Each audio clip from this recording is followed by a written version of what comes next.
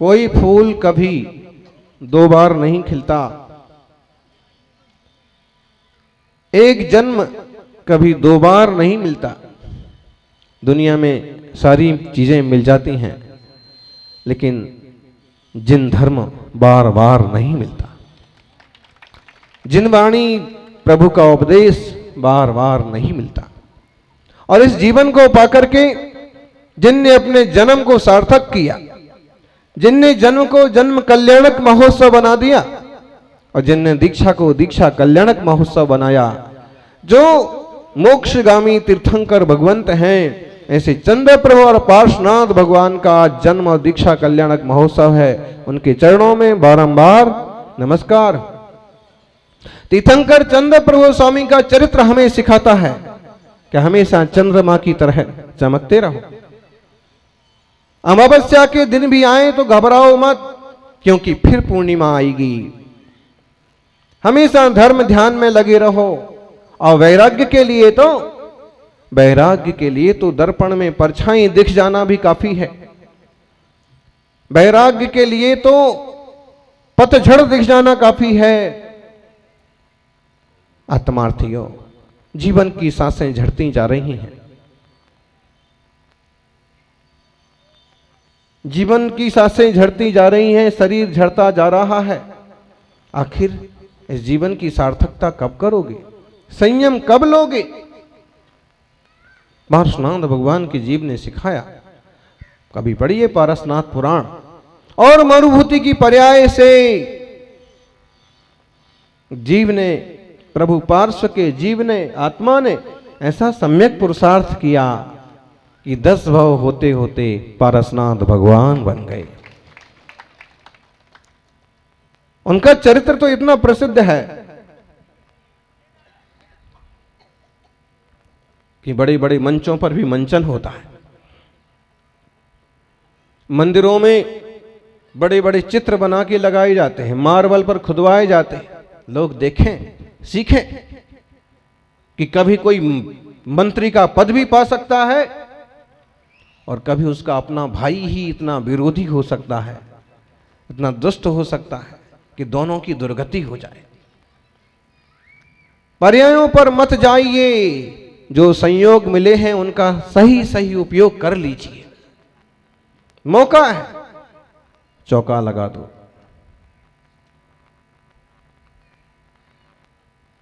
नहीं तो फिर समय निकल जाता है। आषाढ़ का चूका किसान, डाल का चूका बंदर, स्कूल का चूका विद्यार्थी और समय का चूका इंसान हमेशा पछताता है। पछताना ना पड़े इसलिए वक्त का उपयोग करते जाइए।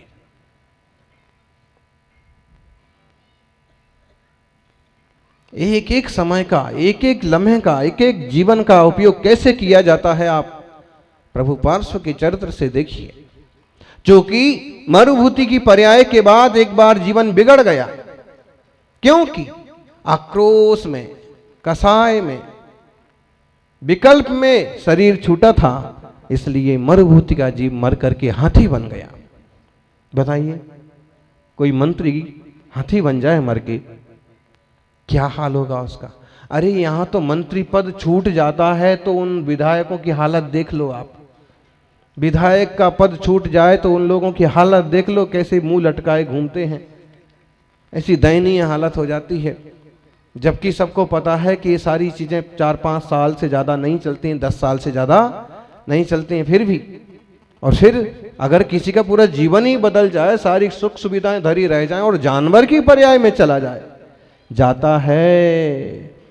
जीव अपने किए हुए कर्म वाली पर्याय में जाता है। घर में जो चूहे हो जाते हैं, कौन है वो? गोटी। गोटी छोड़िए, लंगोटी पहनिए।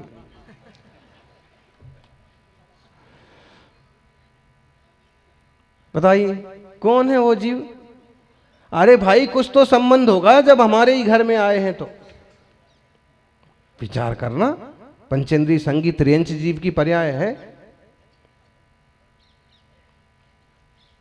यही क्यों पैदा हुई? अच्छा, हमने घर को खूब साफ सफाई करके रखा, फिर भी हमारे घर के कंगूरों पर कबूतरों ने अपने घोंसले बना लिए। हमारे घर से ज्यादा जगह दूसरों के घर पर है, वहां क्यों नहीं बना लिए? और जिनने यहां बनाए हैं उनने यहां बनाए हैं, और जिनने वहां बनाए हैं उनके घोंसले वहां हैं। क्यों? जीव के परिणाम काम करते हैं। आप सुन नहीं पाओगे और झेल नहीं पाओगे। कहीं ऐसा तो नहीं कि हमारे ही पुरखे हों और राग के कारण से, आसक्ति के कारण से, पर्याय बिगड़ जाने से वो वापस यहां आ गए। मरुभूति का जीव हाथी हो सकता है, तो हमारा जीव लापरवाही कर करके जानवर नहीं हो सकता है? अच्छा, धर्म ध्यान करके देवता नहीं हो सकता है? तब साधना करके भगवान नहीं बन सकता है? इसलिए भाव मत बिगाड़िए, परिणाम मत बिगाड़िए। भाव किसी के लिए भी बिगाड़ोगे, भाव आपके बिगड़ेंगे। किसी के लिए भाव बिगाड़ो, उस आदमी ने ऐसा किया, मैं उसका सिर फोड़ दूंगा, उसने ऐसा किया, मेरी दुकान बंद करवा दी उसने, और अपन ऐसे ही भाव बिगाड़ते रहेंगे लोगों को ले करके, कभी रिश्तेदारों को लेके। और अक्सर कर हमारे भाव बिगड़ते हैं अपने आजू बाजू आसपास वालों के साथ। बस दूसरे गांव के आदमी से हमें कोई खास लेना देना नहीं है।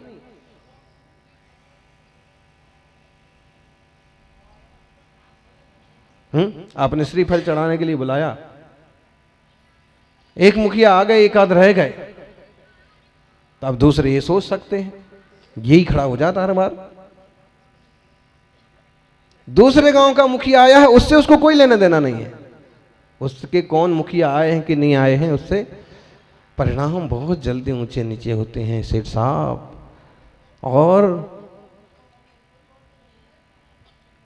ये तो सब व्यवस्था है, और हम व्यवस्थाओं में ही ना लगे रहें जिंदगी भर। कभी हम अपनी निज चैतन्य अवस्था का भी विचार करें। पारसनाथ स्वामी को वह जीव हाथी की पर्याय में है, और वहां वो मुनिराज का संबोधन मिलता है। तिर्यंच भी एक संबोधन सुन करके, स्वीकार करके अपना जीवन बदल लेता है। हम इंसान होकर के ना सुन पाए, ना झेल पाए, क्या मतलब क्या फिर उसका? वो मुनिराज कौन थे बताइए? कौन थे वो मुनिराज? जंगल में जिन मुनिराज को देख करके हाथी एकदम शांत हो गया, पहले तो बावला हो गया था, मेरे जंगल में इतने सारे लोग, इतनी सारी गाड़ियां, इतने सारे घोड़े, ये सब कौन है, कहां जा रहे हैं? वो सब सेठों का परिवार, सब धर्मात्मा लोग शिखर जी की यात्रा पर जा रहे थे। और इस जंगल में पड़ाव पड़ा तो इतना आक्रोश में आ गया कि मेरे जंगल में मेरी बिना आज्ञा के मजा चखाता हूं, कितनों को कुचल दिया, कितनी गाड़ियां तोड़ दी। भाई पूर्व जन्म के बैर होते हैं ना। आज तो आप लाइव भी देख लेते होंगे, आज तो आप ऑनलाइन, आपके मोबाइल पर सारी चीजें आ रही हैं। एक सांड ने आदमी गया था रोटी देने के लिए, तो यहीं की घटना है ये आसपास की कहीं की। वो एक बुजुर्ग सांड के लिए रोटी देने को गया और सांड ने तो उसको खत्म कर दिया, पटक पटक के, सींग से उठा पटक करके, पांव से कुचल करके खत्म कर दिया। अब भले अब उसका अपराध कोई करे कि सांड का अपराध है और इसको भी खत्म कर दो, लेकिन वास्तविकता ये भी तो हो सकती है किसी जन्म का बैर हो।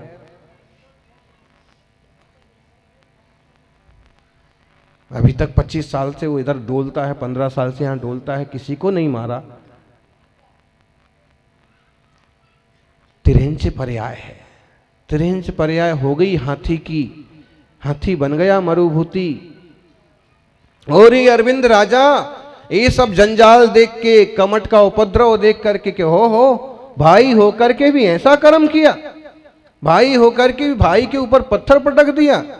पहले पत्थर उसने पटका तो मरुभूति मरा, और दूसरे जो वहां तपस्वी थे उनने इसकी बेवकूफी देखी तो उनने पत्थरों से उसे भी मार मार के भगा दिया, वो भी मरा।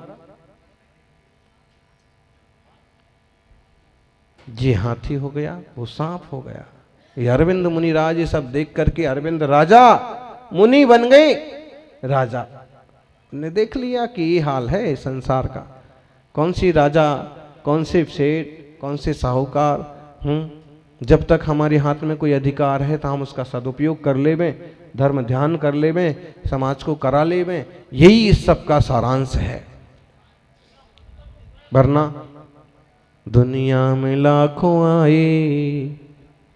आए चले गए, सब अपनी करामात दिखाए चले गए।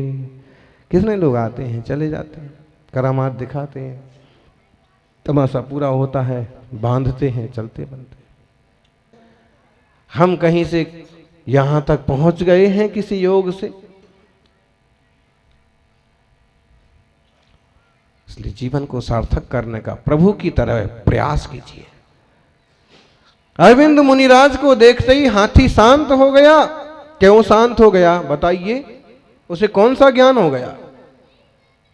उसे ऐसा कोई केवल ज्ञान नहीं हो गया, लेकिन जैसे वो वीतरागी शांत मुनिराज भागे नहीं।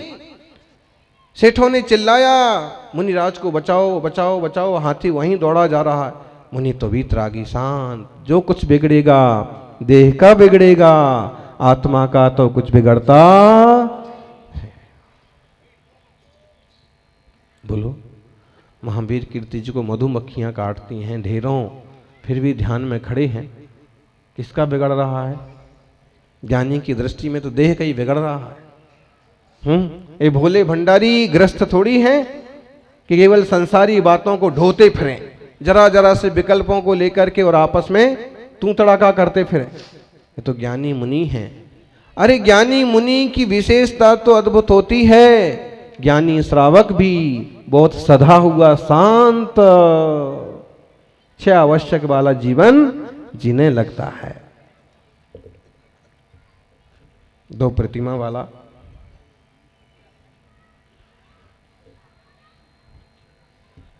कैसे पहचान गए कि ये राजा अरविंद हैं, कि अब इन्हें मुझे नहीं मारना है, मुझे इन्हें नहीं कुचलना है?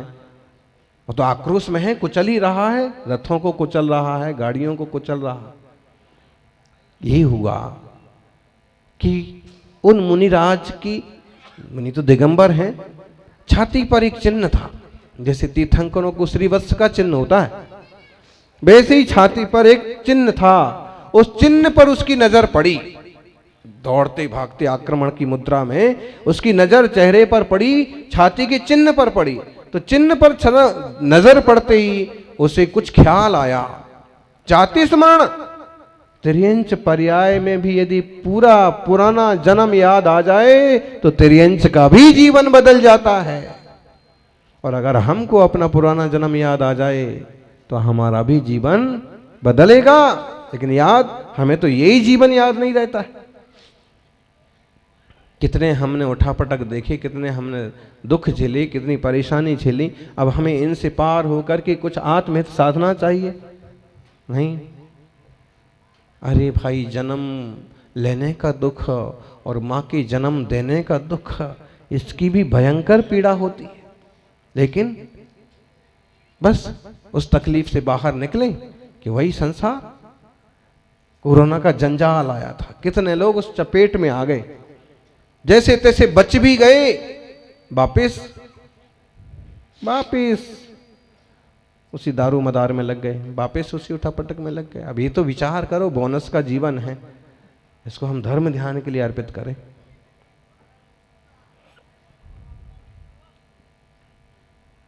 सुनो सेठ जी, अब जिद छोड़ो, मान लो मेरी बात।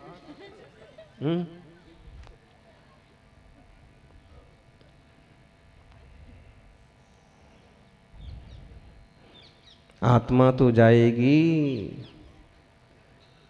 पुण्य लेके साथ जाएगी। पुण्य लेके, पुण्य किया है तो पुण्य लेके जाएगी, और अगर इस जीवन में नासमझी से पाप हो गए हैं तो पाप लेके जाएगी। क्या करेंगे? पारसनाथ प्रभु का हाथी का जीव उस समय वो चिन्ह देखता है और उसको जाति स्मरण होता है। जाति स्मरण हमारे महाराज अरविंद हैं, ये ख्याल में आ गया। उसने आक्रमण तो भूल गया, यूं सूंड ऊंची करके नमस्कार करने लगा। सब लोग देखने लगे ऐसा कैसा चमत्कार हुआ। अब यहां भी कुछ ऐसा बनाव बन जाता है तो वो चमत्कार हो गया। आचार्य महाराज के कितने चमत्कार है, देवता भी लेकिन सब जीवों का योग संयोग है, सब जीवों का निमित्त नैमित्तिक संबंध है, सब कार्यों का कोई ना कोई कारण होता है।